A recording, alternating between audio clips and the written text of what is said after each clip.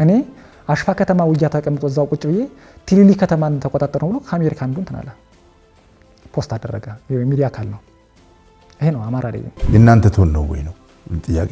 ማህበረሰቡ ከጊዜ ወደ ጊዜ በፋኖ ላይ ያለውን እምነት እየቀነሰ በቀጣይም አሁን በዚህ የሚቀጥል ከሆነ ጭራሽ ማየትም አይፈልግም። በእርግጠኝነት እስቲ አስራሩን ነገር አስራት ታውቃለህ?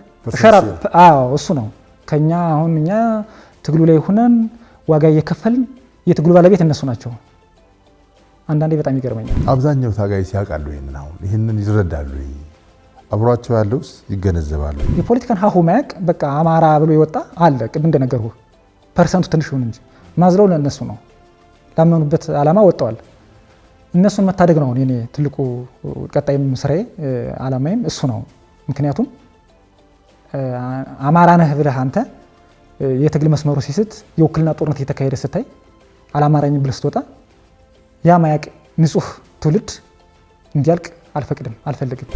ቻሌንጆችስ ለመውጣት የነበሩ ቻሌንጆች ለምሳሌ አሁን ጀነራል አዲሱ መሐመድን 4 ጊዜ ገድየዋለሁ በሰበር ዜና ምሳሌ ነው ማነሳለህ።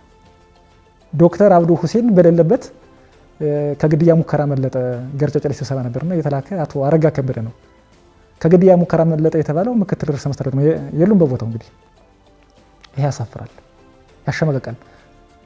ስንቱን መከላከያ ሰራዊት ገለነዋል። አሁን እኮ በህይወት ያለው መከላከያ ሰራዊት እኛ ከገደል ነው ያንሳል።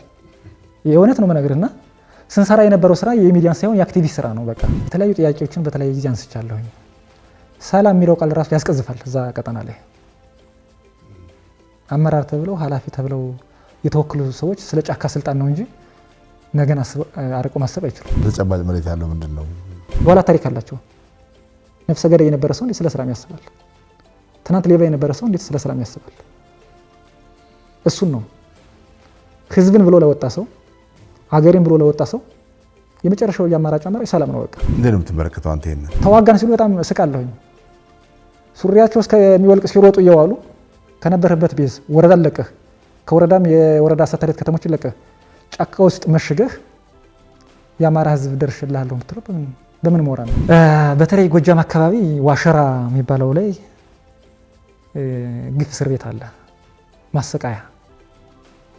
በተለይ አንድ የሰላ አእምሮ ያላቸው የሰላ ትችት የሚተቹ ንጹህ ታጋዮች የሚታሰሩበት ቦታ አለ። የሆነ መድረክ ላይ አማራነትን ይናገሩታል፣ ተግባር ላይ ግን እዛው ሰፈር ውስጥ ነው ያሉት። ለዛ ምን አይሻገሩም።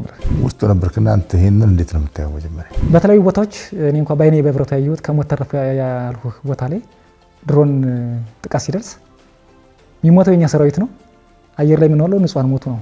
አጉት በቅርቡ በጣም በሚያሳዝን ሁኔታ በቁጥር አንዱ ብርጌድ በሚባል ደረጃ በድሮን ተመቷል። ያው እኛ ስንዘግብ የነበረው ንጹሃን ሞቱ ነው።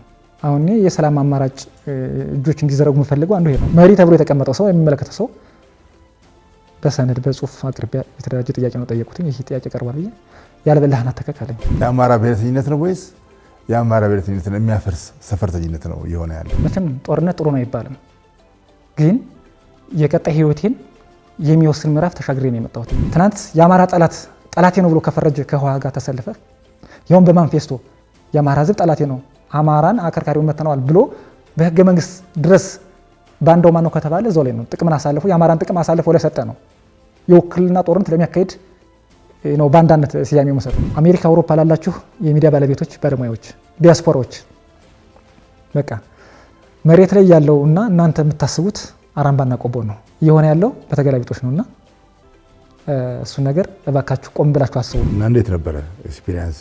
በሩጫ በስማ በለው በውክልና በተለይ በህወሓት በነሻዕቢያ በነግብጽ አልቡርሃን ታሪካዊ የኢትዮጵያ ጠላቶች የሀገሩን ሉዓላዊነት አሳልፈው ለሚሰጡ ኃይሎች በእነሱ አደራዳሪነት አፋብን የሚባል አንድ የቆብ ድርጅት መጥቷል። ያው እንግዲህ ሚስጥር እየወጣው ስለሆነ አብዛኛው ተቀባይነት አላገኙም። እድሉን ካገኘ አብዛኛው ይወጣል። እርግጠኛ ሆኜ የምናገረው ጎጃም ላይ ሸበል ገዳይ ተብሎ በሎቢስቶች በአክቲቪስቶች እንደሚጮሁ አይደለም። መሬት ላይ ያለው ታጋይ ያውቀዋል። ይሄን ቃል ለምድር ቃል ለሰማይ ይሄን ነገር መዝግብልኝ ይፈርሳል።